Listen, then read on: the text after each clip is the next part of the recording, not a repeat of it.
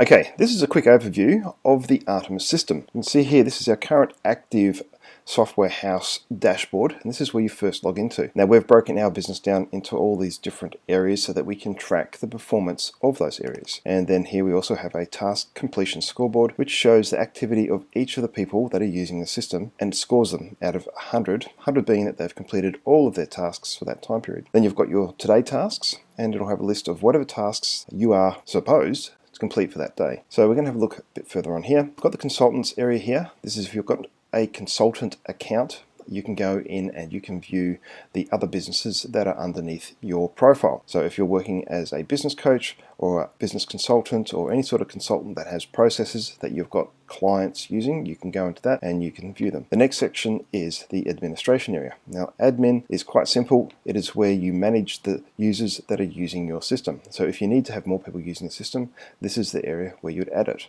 So we've got here our current users. You can add a new user by clicking on the plus, and you can put in their name, like so. Again, you're going to need their email address, and if you want them to log in, you'll have to set it yes to active. If you want them to be able to edit tasks and modify things inside the system, they will need to be made a manager, and then you'll need to assign certain titles to them, and we'll go into titles shortly. Okay, the next area we're going to go into is the business overview. Now the business overview gives you a visual representation of how your business is structured. So we've set up all these different business units. You can easily add a new business unit by going add new unit to software house, like so, where you can put in a title, a description of what that title of that business unit is, and you can pick a color here from the color picker. Once you have your business units loaded in, you can then go into the actual individual business units, and you can see the titles that can be held inside those business units. So once you go into any of those titles inside those business units,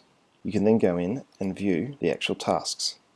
So we have our current tasks that we have set up, and you can add a new task just like you did with the business units, and you can also add a new title just like you did with the business units. So once you've added in your business units, and you've added in your business titles, and you've added in the individual tasks underneath those titles, again, you'll go back to the administration and you can assign that title to someone in your business. The next one we're going to have a look at, the dashboard, which you will see when you first log in, and then your list of tasks for the day. So it'll show you your tasks that are scheduled for today.